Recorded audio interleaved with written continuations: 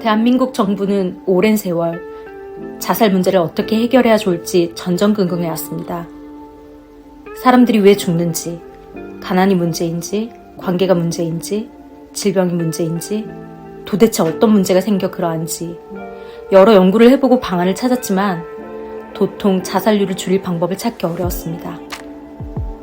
그러다 자살은 정신병이며 우울증 때문에 생겨난다는 정신과 의사 선생님들의 이야기를 전문가의 말로 믿기로 했답니다. 정부의 자살 예방책이나 치료 대응법, 수많은 자살 예방센터와 같은 정신건강 전문 기관들이 정신과 의사들의 조언과 책임, 지혜에 따라 전국적으로 만들어졌습니다. 그리고 이후 10년 동안 대한민국의 자살률은 더욱더 증가하였습니다. 놀랍지 않으신가요? 2023년 대한민국 정부는 OECD 회원국 중 자살률 1위라는 오명을 벗기 위해 2027년까지 자살률을 30% 이상 낮추겠다고 합니다. 이를 위해 2025년부터 청년층을 대상으로 한 정신건강검진 주기를 10년에서 2년으로 당겨 실시하기로 했습니다. 심지어 우울증 이외에 조울증과 조현병까지 그 검사 항목에 포함시키겠다고도 합니다. 뿐만 아니라 인터넷에 퍼져 있는 자살 관련 정보에 대한 24시간 모니터링 체계를 구축하고 진정제, 수면제 등 자살 위의 물건에 대한 관리 역시 강화하겠다고도 합니다. 이러한 정부 정책은 지난 10년 이상 자살을 정신병이라고 규정한 정신과 의사들의 전문적인 조언에 따라 이루어졌지만 더욱더 자살률이 증가한 것에 대해서는 그 누구도 의문을 던지지 않습니다. 황심소에서는 이런 참혹한 세상에서 사는 여러분께 묻고 싶습니다. 과연 자살 문제가 정신건강검진을 더 자주 받으며 관리 통제의 대상이 되거나 혹은 자살에 대한 디테일한 정보를 차단하거나 자살 수단이 되는 약물이나 도구들을 관리, 통제하는 일로 예방되고 막아지는 것일까요? 아닙니다. 그런데 왜 정부는 이런 효과 없는 대책만을 발표하는 것일까요? 한국은 자살공화국이라 불릴 만큼 세계 최고의 자살률을 자랑하는 상황이 되었습니다. 단군 이래 최고의 부흥을 누리고 어느 선진국 못지않은 멋진 나라에 살고 있는 사람들은 왜 자살로 자신의 삶을 마감하게 될까요? 특히 10대의 자살로 인한 사망은 어떤 질병으로 인한 사망보다 높다고 해야 하는데 도대체 자살이라는 단어와 관련된 이 현상의 진짜 문제는 무엇일까요? 어떻게 하면 이 문제를 해결해 나갈 수 있을까요? 오늘 황심소에서는 평생 한국인의 심리를 탐구해 오신 셜록 황상민 박사님과 한국, 중국, 일본을 오가며 치열하게 살아오신 윤 교수님이 만나 진짜 우리가 알아야 할 자살의 의미가 무엇인지, 아니 삶의 의미가 무엇인지 살펴보고자 합니다.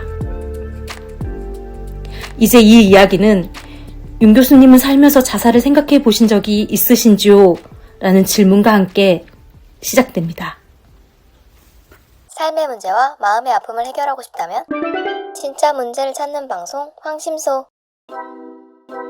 무엇이 문제인지 모른다면 어떤 답도 정답이 될 수 없습니다. 진짜 문제를 찾는 방송 황상민의 심리상담소. 20대랑 40대 잠깐 있었던 것 같아요. 아, 그래요? 네. 그러면 윤 교수님이 20대, 40대 있었는데 요즘에 지금 대한민국 자살 관련된 뉴스들이 참 많이 나오잖아요. 네. 그렇죠? 그리고 그 뉴스나 소식을 접할 때 윤 교수님은 나이 20대, 40대 나도 죽고 싶었던 그 시절이 떠오르시나요? 제가 아마 일본을 가기 전에 일본 가기 전에? 그 갈등의 시간이 있는데 이제 일본을 가겠다고 마음을 먹고 나서 이제 그가 돌파구가 돼주고 그렇죠. 그러면서 그 돌파구를 찾기 위해서 여러 가지 방안을 찾으면서 뭐 끈앞을 같은 걸 갖고 그렇죠. 예, 그러면 아니 이 좋은 세상에 뭔 자살이야 이런 생각이 더 드시는 것 같으세요. 좋은 세상이라는 생각은 들지는 않고 이 더러운 세상 이런 생각이 드신다는 말씀이세요? 뭐 더러운 세상은 아니지만 좋은 세상은 아니죠. 아니 윤 교수님 왜 갑자기 상당히 세상에 대해서 빗딱한 생각을 하시고 왜 이렇게 비관적으로 바뀌셨어요, 선생님? 빗나가진 않지만 좋은 세상은 아니죠. 자살 생각하는 건 삐딱한 거예요. 지금은 뭐 전혀 자살 그 생각 안 잘못된 하죠. 선택이라고요. 그래도 희망의 끈을 놓지 않았던 것 같아요. 희망의 끈을 놓지 않았다. 그 희망이라는 게 뭐였어요? 그러니까 뭔가는 길이 있을 거다. 저는 뭐 지금도 그런 늘 내가 아무리 사명의 골짜기에 있더라도 항상 살아날 길은 있다. 그런 마음으로 사신다는 그런 거네요. 거는 저한테 늘 있었던 것 같아요. 어이, 훌륭하세요. 그러면 윤 교수님이 지금 많은 젊은이들이, 특히 대한민국은 지금 세계 최고의 자살률을 자랑하는 나라잖아요. 그죠? 네. 그 젊은이들에게 뭐 자살에 대해서 뭐라고 뭐 격려가 되는 말을 해달라고 그러면 제가 갑자기 윤 교수님을 꼰대로 만드니까 그런 거는 제가 부탁드릴 수는 없고, 지금 자살하는 젊은이들은 왜 자살하는 것 같으세요? 너무 안타깝죠. 그 생각만 해도 마음이 아픈데. 그렇죠. 네. 뭐 여러 가지 이유가 있겠지만 자기가 버려졌다.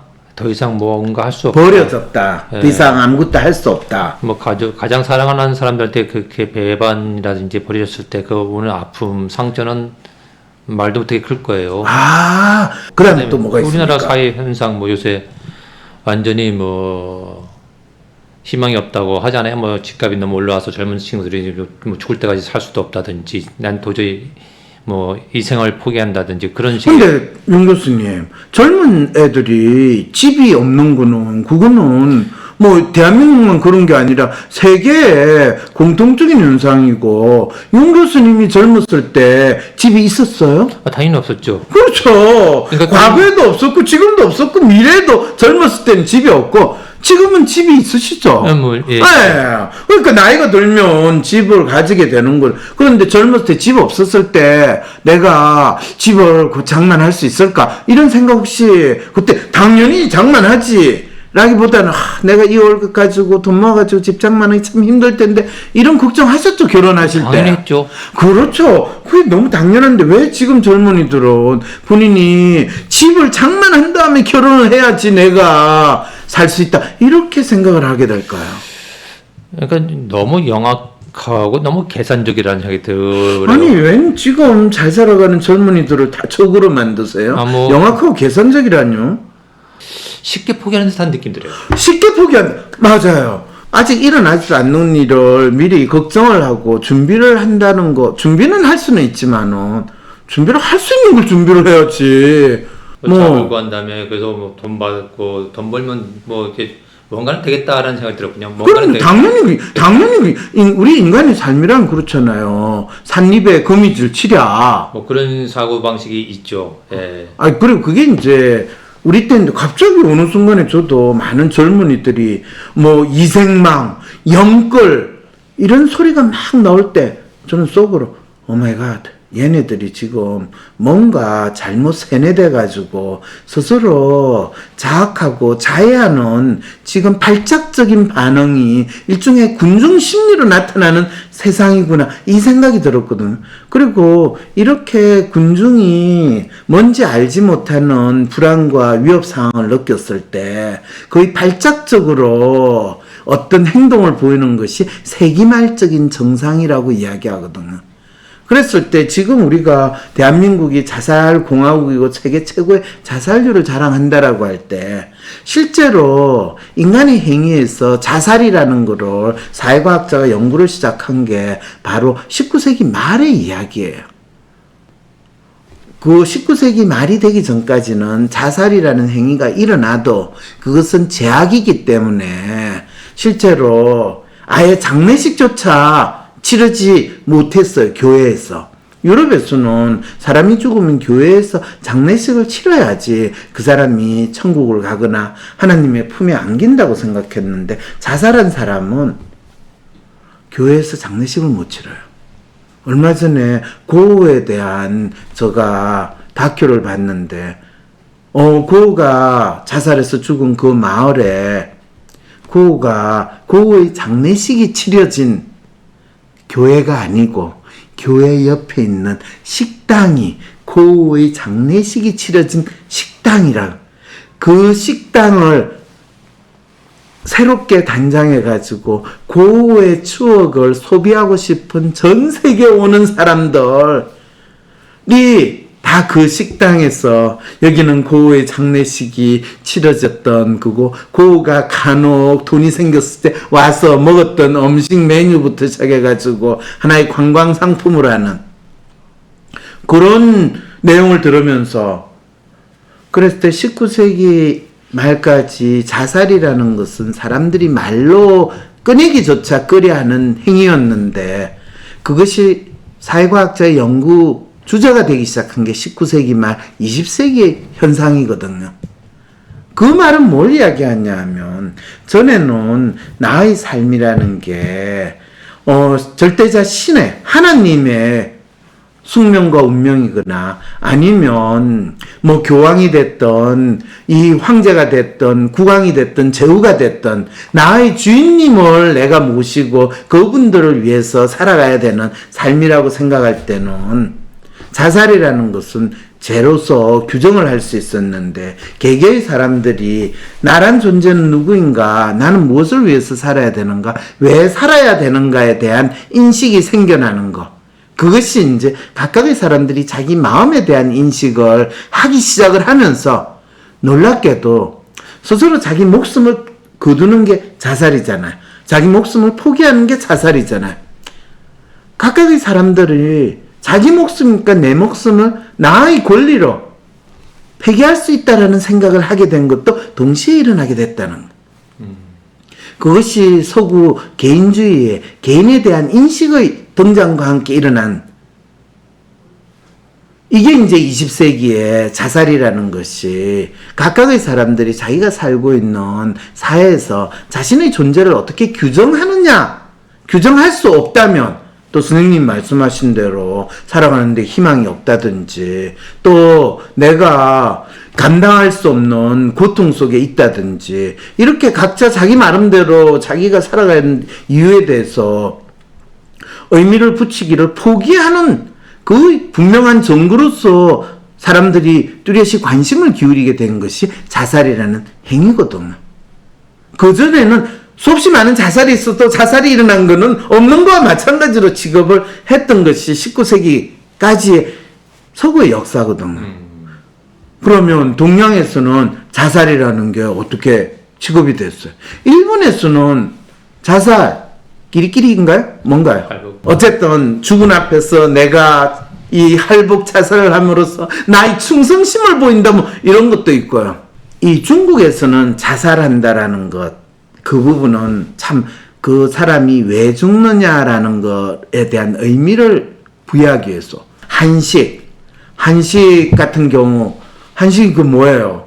어떤 자살하신 분에 대한 추모잖아요. 아니 그걸 자살이라고요? 그게 그럴 때 그거를 어떻게 추모하느냐?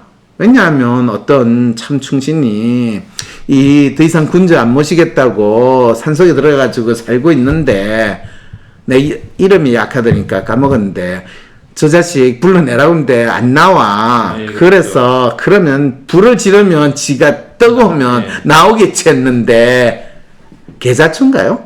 그분 이름이? 어쨌든 간에 안 나왔어.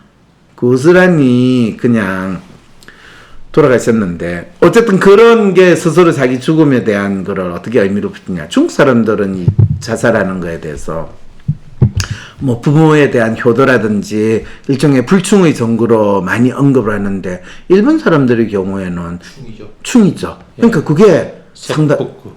세포쿠. 맞아. 세포쿠 아니면 하라끼리. 네, 하라끼리. 그렇죠. 두 말 동시에 쓰죠.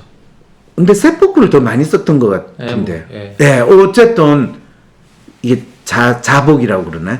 예. 뭐 어쨌든 예, 세포쿠나 하라끼리나 이걸 충이라는 개념인데 중국은 충이라기보다는 지 잘났다는 거를 내세우는 약간의 자기의 의지를 관철하는 그런 느낌이 더 있는 거고 이 같은 조선은 자살이라는 건 기본적으로 부모가 준 신체 수지 뭐 어쩌고저쩌고 해서 훼손한 거로 생각을 하기 때문에 그렇게 긍정적으로 보지 않았던 이런 정도의 문화적인 차이는 있는데 어떤 분이 사연을 이렇게 보내줬는데 제가 이 사연을 어떻게 시작해야 될지 고민을 했는데 이분은 상당히 멋있게 사연을 보냈어요. 뭔가 이상해 하며 고개가 갸우뚱거리는 순간 무엇이 문제인지 애매하고 답답한 그때 딱 생각나는 황심소와 애정남, 애매한 것들의 답을 정해주는 남자 황상민 박사님 이러면서 저의 존재 이유와 정의를 해주는 아주 훌륭한 사연을 보내주셨어요. 오늘도 여기에 질문 편지 보냅니다. 도와주세요. 황심소 황 박사님. 마스크를 벗고 처음으로 맞은 2023년의 봄. 이상하리만큼 많은 자살 기사가 마음 한켠을 서늘하게 합니다. 요즘 날씨도 좀 갑자기 따뜻하다 서늘해져가지고 참 그래요. 이상하게. 그런데 강남에서 10대 학생 3명이 뭐 중학생 애가 자기 학급에 있는 여학생을 뭐 목을 긋고 본인은 투신 자살을 했다고 하냐. 잘 살고 잘 지낼 것 같은 압구정동에 있는 고등학생이 또 투신 자살을 했다고 하지 않냐. 뭐 대치동에 있는 애가 또 투신 자살했다고 하지 않냐. 그래서 목숨을 끊었다 하고 전세 사기 피해자. 와, 전세 사기 피해자 젊은이들. 20대 30대 젊은 애들이 연이어 스스로 목숨을 끊었다고 하고 그 수가 또 더 늘어날지도 모른대요. 집 살 때 사기당할 뻔 했겠구나 이런 생각 드니까 와, 대한민국은 진짜 눈 감으면 코 베어 간다라는 속담이 20, 30년, 40, 50년 전에 있었는데 아직도 여전하구나. 아니 검사 출신 대통령 뽑아놓으면 나쁜 놈들 다 일망소탕해가지고 정의로운 나라를 만들 줄 알았더니 이거는 모든 민나 도루묵 됐어. 무슨 뜻이죠, 선생님? 네. 도둑놈이라는 소리 아닌가요? 도로보. 예, 도루보. 네. 예, 그 세상이 된, 이 검사, 판사부터 시작해서 대통령부터 저 밑바닥에 있는 전세왕까지 다 사기꾼, 이런 상황이라는 것을 사람들이 느끼게 되니까, 선생님, 그래서 아까 희망도 없고, 참 불행하고 안타깝다, 이런 표현을 쓰신 거죠, 그죠? 국민들이 네. 그렇게 느낀다는 것 때문에. 너무 약한 것 같아요. 약하다는 게 뭐가 약해? 그러니까 이제 자살한 그 뭐 유족들한테는 굉장히 조금 힘들겠지만 아, 약한 마음을 가졌기 때문에 자살했어. 전세 사기 당했다고 자살한 사람 심정 모르는 건 아니지만 너무 안타깝잖아요. 안타깝다는 말 속에는 선생님이 제가 마음을 좀 굳건하게 가졌으면 안 죽었을 텐데 라는 그 우리 총리님이 이태원 참사 희생자한테 한 그 말씀을 지금 그대로 하셨다는 지금 이 놀라운 순간이잖아요. 그러니까 5, 6년 해서 5천만 원, 6천만 원 모았는데 다시 5, 6년 고생해야죠. 근데 그걸 바꿔요? 그런데 선생님, 참 선생님은 그동안 산전수전 공전전까지 다 겪었고 또 살아오신 게 60년이 넘으시니까 5년, 10년 그거 순식간이고 그 정도 금방 지나가더라거든요. 근데 이 친구는 지가 뭔가 바등바등하면서 돈 모아본 시간이 5년이 전부예요. 그렇죠. 근데 그게 순식간에 사라졌다고 생각하니까 자기 앞이 5년이 아니라 50년이 있어도 그 50년이 50년처럼 안 다가오고 마치 5년이 5개월처럼 다가오거든요. 물론 알죠. 그걸 아는데 그 본인 문제가 아니라 그 본인은 뭐 이 세상을 떠났는데 그 주변에 그의 부모 뭐 이렇게 가족 사랑하는 사람들 큰 상처가 되고. 아니 선생님, 내 인생 지금 살기 힘들고 죽는데 내 주위 있는 사람이 상처를 받든 안 받든 지금 그거 지금 신경 쓸 내 마음에 여유가 있으면 내가. 그리고 글쎄요, 그게 말 극단적인 선택이잖아요. 말 한마디로 말하면. 아, 그게 어떻게 극단적인 선택이에요? 그냥 선택이지. 아니 그 이유는 아무것도 없잖아요. 그러니까 그게 극단적이잖아요. 그 아니죠. 이유는 아무것도 없으니까. 선생님, 그 이유는 아무것도 없다뇨. 근데 대한민국은 살아있는데 내가 돌보기 힘들고 형편이 안 되면 지 부모라도 요양병원에 보내가지고 말이 좋아 요양병원이지 거의 고려장 시키듯이 산송장으로 만드는 거를 국가가 제도적으로 지원하고 제도적으로 유지하는 나라인데. 그래서 죽음을 선택한다는 게 어떤 일입니까? 오죽했으면 대한민국의 그 자살하는 젊은이들이 지 혼자 죽기는 너무 무섭고 힘드니까 인터넷으로 아름아름 해가지고 또 자살 동호회까지 만들어가지고 거기서 번개탄 켜놓고 죽든지 아니면 자동차 하나 렌트해가지고 4명 5명 거기 있다가 뿅 해가지고 바다로 빠져 절벽에 썰어 죽고 이런 다양한 방법으로 용기를 얻는 게 얼마나 두려운 그런가요? 그러니까 선생님이 두렵다라는 거는 두려우니까 지금 다양한 방법을 통해 가지고 자살을 하거든요. 그러니까 그 두려움을 극복하기, 자살하기 위해서 그 두려움을 극복하기 위해서 다시 동호회를 만들어서 또 한다는 자체도 제가 볼 때는 네. 참 말이 안 된다는 생각이 그렇죠. 이 우리가 사는 세상이 말이 안 되는 일을 인간은 너무 많이 한다. 그래서 이 사연은 계속 이렇게 됩니다. 네이버에서 육아휴직 후 복직한 워킹맘이 직장 내 괴롭힘으로 자살했다며 유족들은 사측을 고소했고 이것도 진짜 신기한 일이라고 생각이 들어요. 자살했는데 직장 내 괴롭힘으로 자살했으니까 유족이 회사에 고소를 했대. 네이버는 또 뭐 아무래도 큰 회사니까 이렇게 왕왕거리면 또 뭔가 얼마든지 회사에서 보상해 주니까 뭐 이런 거는 할 수도 있죠. 뭐 그런데 그 사이 유명 아이돌 그룹 멤버인 문빈의 사망 소식이 뉴욕타임즈에 실렸대요. 이 문빈의 사망 소식도 저는 문빈이 M자형의 이 성격 특성 때문에 본인의 존재에 대해서 본인의 삶의 이유에 대해서 또 엉뚱한 생각을 해서 자살했을 거라고 나름대로 보여지는데 어쨌든 뉴욕타임즈에서는 이걸 가지고 이 아이돌 엔터테인먼트 양성 시스템에 있어서 노예와 같은 착취와 과도한 이 노동의 결과로서 더 이상 견디지 못하고 그런데 놀라운 건 이런 모든 자살 기사의 하단부에는 꼭 있어요. 마치 약속이 난다. 우울감당 블라블라블라 자살 예방 상담 전화 정신건강 상담 전화 희망의 전화 생명의 전화 청소년 전화 청소년 모바일 상담 이러면서 쭉 전화번호가 있고 다 들어줄게 등해서 24시간 전문가의 상담을 받을 수 있습니다라는 문구가 달려 있어요. 자살을 생각하고 두렵고 힘든 그 친구들이 이 상담 전화 해가지고 자살을 제가 안 하게 됐어요. 그렇게 되겠죠, 그죠? 다소 약발은 있겠죠. 다소 약벌이 있으면 대한민국이 지금 그렇게 전화번호 많이 리스했는데 자살률이 계속 올라가는 그런 일이 벌어졌겠습니까? 이전에는 왜 자살이 하는지 이유를 모르니까 그냥 답답하고 힘든 이야기를 털어놓을 데가 없으니까 뭐 생명의 전화, 자살예방센터 전화 이게 있으면 24시간 정신건강 전문가의 상담을 받을 수 있습니다.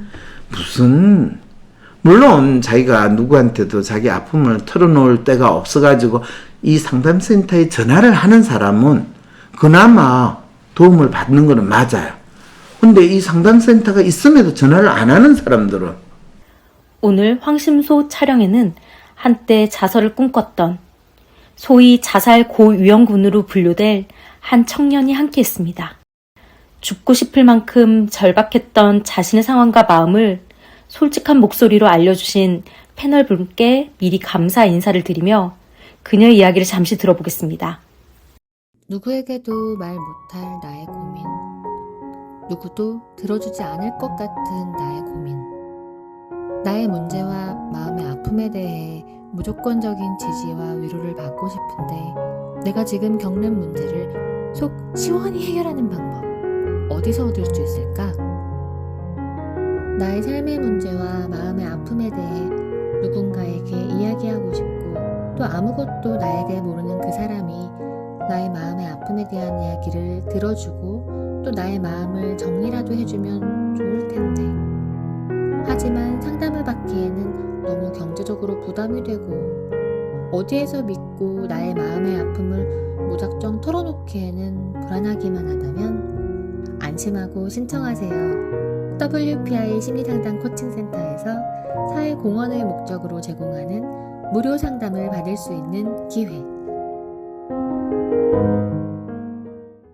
본인이 죽고 싶을 때 이 상담센터 이 24시간 전문가 상담 받을 수 있는데 전화해봤어요? 아니 안 했는데. 아니 왜 안 했어요? 이 사람 진짜 죽고 싶었구만. 도움의 손길을 내밀지 않으면 누구도 당신을 도와줄 수 없습니다. 몰라요? 뭔가 제가 누구한테 말 못해서 답답함을 느끼긴 해도. 그것 때문에 죽는 건 아니었죠, 그죠? 네. 그러니까 이게 웃겨요. 저는 이 전화 상담 운운하는 거는 기본적으로 딱 전제를 깔고 있어요. 자살해서 죽는 사람은 지가 답답해서 누군가에게 할 말을 못해서 말 못해서 죽은 귀신이 된다. 그래서 지가 죽기 전에 누군가에게 전화를 하면 죽지 않을 것이다. 이렇게 정답과 같은 걸 딱 정해놓고 24시간 자살 예방센터. 이거 진짜 인간이 자살하는 행동에 대해서 특히 대한민국 사회에서 사람들이 각기 다른 이유로 각기 다른 진짜 삶을 포기하는 이유들이 있는데 그걸 말 못해서 죽은 귀신만 이야기해. 마치 옛날에 아주 고생하는 시집살이 할 때 벙어리 3년, 기머거리 3년, 소경 3년을 지내야 된다. 뭐 이런 것 하듯이 그걸 자살해서 죽는 사람한테 그냥 무작정 적용한 건 아닌가. 이 심리학자로서 저희 분석이에요. 그러니까 그게 사실은 70년대 자살이 일어나니까 그거 한다고 자살 예방 전화센터 하는 거 이걸 할 때 저는 속으로 참 사람들이 자살해서 죽는 이유를 어떻게 저렇게 단순무지하게 말 못해서 죽어서 자살한다고 저렇게 생각하고 저 전화가 마치 해법이라고 생각하는 이런 일이 벌어질까. 한국에서 심리학하는 사람들은 대체 이 문제에 대해서 어떻게 파악을 하고 있을까 참 안타깝다. 또 제가 상당히 존경하는 교수님이 그 활동에 열심히 참가를 하기 때문에 제가 옆에서 구경을 하면서 그때는 제가 대학원생이니까 뭐 별로 선생님 그게 자살하는 사람이 말 못해서 죽은 귀신인가요? 라고 묻고 싶었으나 안 그래도 그래서 차마 질문을 못했는데 그게 지금 벌써 거의 40년이 지났는데도 여전히 있는 거를 보면서 신기하다 생각하는데 그 신문에 자살 기사가 나올 때마다 신문에 나오는 걸 보고 그동안 지금 40년이 지났는데도 자살 문제와 관련해가 심리학자들이 조금 더 제대로 된 파악을 못하고 있구나 라는 생각을 더 하게 된 거죠. 마치 기자들은 모든 죽음들이 다 우울증 때문이란다라고 생각하는 것 같아. 이거는 자살, 왜 자살합니까? 하면 우울하기 때문에 자살합니다. 이거 정신과 의사들이 나와가지고 항상 자살 사건이 나와서 그 소리를 할 때, 멍청하다고 할 수는 없죠. 저 사람들은 눈에는 뭐만 보인다고. 사람들이 다 보면 조금 본인들이 이해하거나 좀 제대로 정상적이지 않다고 생각하는 사람은 다 우울 때문에 저런 행동을 보인다고 생각해서 자살도 저 사람들은 우울증이라고 저렇게 이야기를 하는 저 사람들 참 무지하다 그 생각인데 더 웃긴 거는 정신과 의사들이 또 과학적인 연구를 해가지고 설문조사를 해가지고 죽은 사람들을 다 조사를 해봤더니 죽기 전에 우울증으로 진단을 받거나 우울증 약을 복용을 한 사람들이 많았다 이런 이야기를 해요. 그래서 그 사람들은 우울증 때문에 자살을 했다. 이렇게 또 인과관계를 하는데 참 글쎄요. 우울증으로 진단을 받았고 했으면 그 사람들이 우울증 약을 먹었으면 우울증 약을 먹어서 자살을 했다라는 생각도 해볼 수 있을 텐데 그래서 진짜 제대로 된 연구를 한다면 우울증으로 진단을 받은 사람들 중에서 우울증 약을 먹은 사람이 1년, 2년 후에, 3년 후에, 5년 후에 자살을 하는 비율과 우울증이라고 진단을 받았으나 우울증 약을 안 먹고 지낸 사람들 중에서 자살한 비율이 어떻게 되는가. 간단하게 자료 비교 분석만 하면 되거든요. 그런데 놀랍게도 우울증 진단을 받고 우울증 약을 일정한 기간 이상 먹은 사람들은 그렇지 않은 사람에 비해서 자살률이 5배에서 10배나 높다라는 놀라운 우울증약 복용 연구 결과들은 있는데 결코 정신과 의사는 그거에 대해서는 언급을 하지 않아요. 그건 단지 우울증 약의 부작용이다. 그래서 저 가수는 처방하는 약은 가능한 부작용이 없는 약이에요. 이렇게 이야기하고 우울증 약 먹던 사람들이 자살하게 되면 그거는 우울증 때문에 죽은 거지. 우울증 약을 먹어서 죽은 건 결코 언급을 하지 않는 놀라운 또 과학적 사유의 능력을 보이시는 분들이 정신과 의사 선생님들이거든요. 자, 그런데 그걸 또 기자들이 다 받아들여가지고 모든 자살의 죽음이 우울증 때문이라고 이야기를 하는 희한한 일이 벌어지는 게 또 대한민국에서 자살 이 현상과 관련해가지고 일어나고 있는 일이에요. 그걸 이분이 이제 사연에 보냈네요. 자살 보도 기사에는 이 문구를 넣으라는 언론사의 지침 매뉴얼이라도 있는 걸까요? 네, 있어요. 그걸 누구의 자문을 얻었어? 정신과 전문의의 자문을 얻어가지고 이거를 언론사에서 그러면서 자살을 자살이라고 언급하지 않고 극단적 선택이라는 단어를 사용을 하는 거예요. 그래서 선생님도 자연스럽게 극단적 선택이라는 건 언론에서 온 기사에서 자살이라고 이야기하니까 너무 껄끄럽고 자살이라는 단어를 사용하면 뭔지 자살을 더 조장할 것 같은 그런 두려움 때문에. 아이고. 그런데 이 사연을 보내주신 분은 이렇게 이야기하네요. 제겐 기사 속 자살들이 그 사람들의 마지막 마음의 소리로 들립니다. 그리고 그 자살들이 다 다른 이유, 다 다른 선택, 다 다른 목소리로 읽힙니다. 이 말은 자살해서 죽은 사람을 다 자살로 죽은 인간으로 한 뭉태기로 보지 말고 그 각각의 사람들이 어떤 이유로 죽게 됐을까, 그 각각의 사람들의 사연을, 그 마음의 절규를 우리는 좀 봐야 되지 않습니까? 자살한 사람들은 우울증 때문에 죽었다. 마치 정신병의 결과로 자살했다. 그래서 우울하지 않도록 우울증 약을 드셔야 됩니다. 이렇게 이야기하는 거, 그거는 좀 이상하지 않아요? 이 질문을 이분은 돌려가지고 각국의 사람들이 죽은 이유도 다 다르고 다른 선택을 라는 것으로 그 극단적 선택을 했는데 그걸 극단적 선택 이 단어 하나로 도리하는 거는 그거는 조금 너무 심한 거 아니에요? 이 질문을 던지거든. 네. 기사라도 그 마지막 목소리를 좀 더 면밀히 들어줬으면 어땠을까요? 네, 자살 기사 쓰는 기자가 그 정도 관심과 인간에 대한 관심과 성의가 있다면 참 괜찮겠죠. 그런데 대부분 기자들은 바빠가지고 또 다른 자살 기사 쓰느라고 바빠가지고 그 죽은 사람들은 다 같이 자살된 거로 뭉텅거리로 기사를 쓸 수밖에 없어요. 자살, 사망으로 드러나는 그 마음들을 살펴보고 또 다른 자살들을 예방할 수 있는 지혜를 얻을 수도 있지 않을까.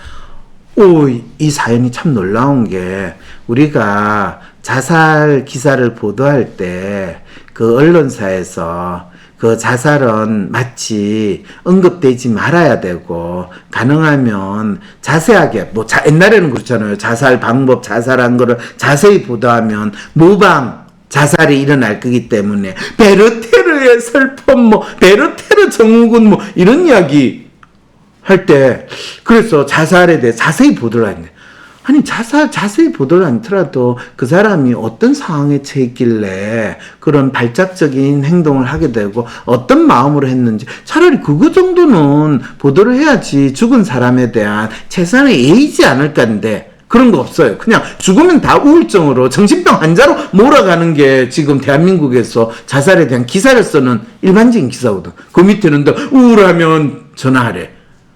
그러면 사람들은 자동적으로 자살한 놈들은 다 정신병 환자고 차라리 죽는 게 낫지. 이런 생각을 살아있는 사람들은 할 가능성 있을까요? 없을까요? 살아가지고 널 정신병으로 온갖 걸 주위 있는 가족들이 다 포기하게 만들기보다는 차라리 가슴이 아프고 안타깝긴 했지만 그게 살아남은 사람들한테는 더 나은 선택일지도 모를 것 같아요. 이런 이야기 나올까요? 안 나올까요, 선생님? 나오죠. 나옵니다. 나오죠. 그리고 되게 우울증이 됐던 조현병이 됐던 망상장애가 됐던 모든 정신병이라고 진단받고 약 먹고 지냈던 그 환자들이 자살해서 죽게 되면 가족들은 진한 아픔의 상처는 가질지 몰라도 마음 한편에서는 마치 오랫동안 투병하시던 어르신이 돌아가셨을 때 가족들이 느끼는 그런 심리 상태하고 별 다르지 않거든. 그러니까 이 사회에서 자살해서 죽은 사람들을 우울증이라고 명명하거나 진단하면서 그 사람들이 정신적인 고통에 시달렸다, 정신병이다, 약으로서 치료해야 된다라고 하시는 그분들의 진단이나 설명은 어쩌면 대한민국에서 자살하는 사람들을 더 자살을 조장하고 자살을 격려하고 주위에 있는 사람들이 자살해서 죽은 사람, 차라리 네가 자살해서 그냥 깨끗하게 정리돼서 잘 됐다, 살아남은 사람들이 훨씬 더 홀감을 한다 라는 그 속마음을 잘 덮어주는 건 아닐까라는 전 그런 생각까지 드는데, 제가 너무 안 좋게 해석하나요, 선생님? 그런 면이 있죠. 그런 면이 아마 없지 않아 있을 것 같아요. 그런 면 있죠? 예, 근데 이제 그거는 아까 오랫동안 이 투병, 뭐 우울증이라든지 조현병이라든지 그런 식에서 주변 사람들이 굉장히 힘들어질 때, 힘들어서 관계가 굉장히 서먹하고 그 본인이 완전히 거기에서 이제 벗어나지 못하고 또 주위 사람들이 어떤 도움의 손길도 못 가고 해서 그럴 때는 이제 그런 결과가 뭔가 정리된 느낌이 드는 것 같아요. 그렇죠. 그런데 더 놀라운 거는요. 그래서 이 기자들이 기사를 쓸 때, 자살 기사를 쓸 때는 꼭 뭐라고 하냐. 평소에 이 사람은 아무런 별다른 이상한 징조가 없었다고 주위 지인들이 이야기한다. 그래서 놀랍고 충격적이고 당혹스럽다. 이러면서 진짜 죽은 그 사람이 아주 아무 문제 없이 살았다라고 포장을 하기에 급급한 기사를 항상 써요. 진짜 죽은 그 사람이 차마 말하지 못하고 죽은 그 마음을 읽어줄 생각은 조금도 안 하고 그냥 죽었으니까 덮어버리는 그 행태를 이 사회에서는 죽은 자에 대해서는 더 말하지 않는다라는 미덕으로 넘어가는 거예요.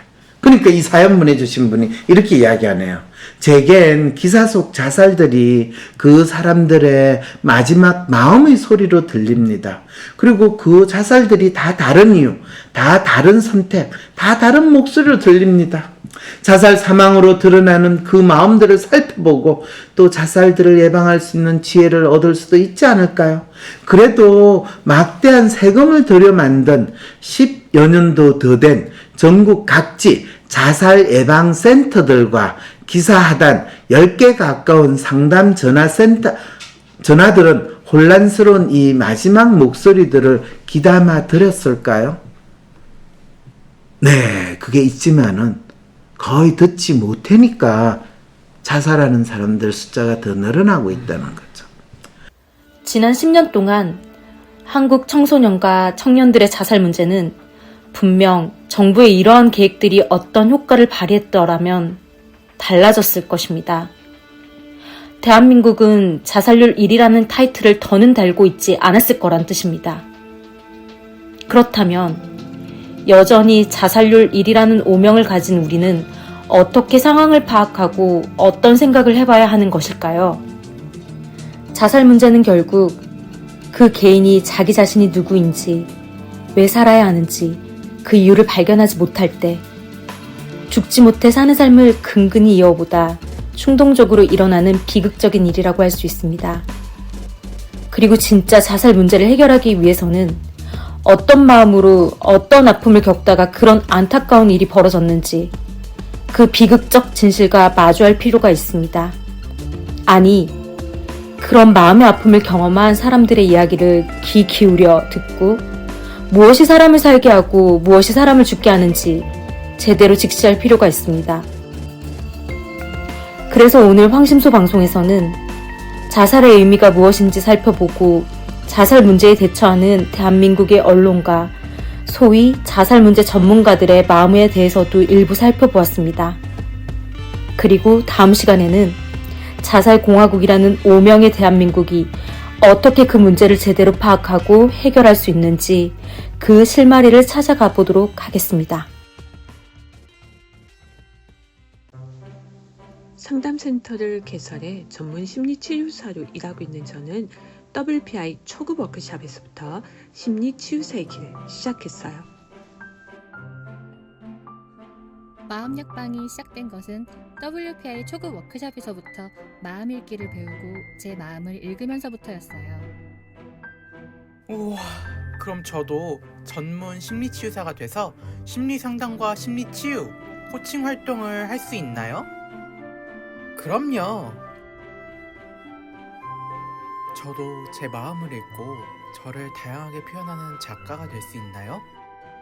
아, 그럼요. 저는 그냥 제 자신과 다른 사람들의 마음이 뭔지 알고 싶은데. 그럼요. 할 수 있어요.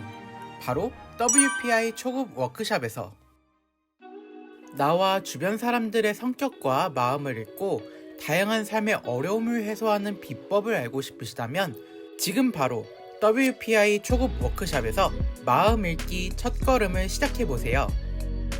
우와, WPI 창시자이자 대한민국 대표 심리치료사 황상민 박사님께서 가르쳐 주신다고요? 네, 그렇습니다. WPI 초급 워크숍은 WPI 프로파일, 자기평가에 대해 구체적으로 배울 수 있습니다. 또한 멘토들의 지도로 자신의 프로파일을 해석받을 수 있고 황상민 박사님께서 직접 해주시는 간단한 1대1 원포인트 레슨까지 받을 수 있답니다. 지금 삶이 막막하고 힘들게 느껴지시나요? 낯선 사람들과 함께 공부하는 것이 힘들게 느껴지는 분들이더라도 개인 상담을 받듯이 WPI 초급 워크숍에 참여해보는 건 어떨까요? 온라인으로 참여한 다른 사람들과 함께 각기 다른 사람들의 마음을 부담 없이 편하게 읽는 시간을 가지며 자신의 마음의 아픔 그리고 삶의 어려움을 해결할 수 있는 방법을 얻으실 수 있습니다. 초급 워크숍 수료 이후 심리상담, 심리치유 전문가가 되는 임상수련을 받고 싶으신 분들은 WPI 전문가 과정에 지원해 자신의 꿈을 실현해 나갈 수 있습니다. 마음을 읽고 내 삶을 새롭게 만들어 나가는 첫걸음 WPI 초급 워크숍 지금 바로 신청하세요.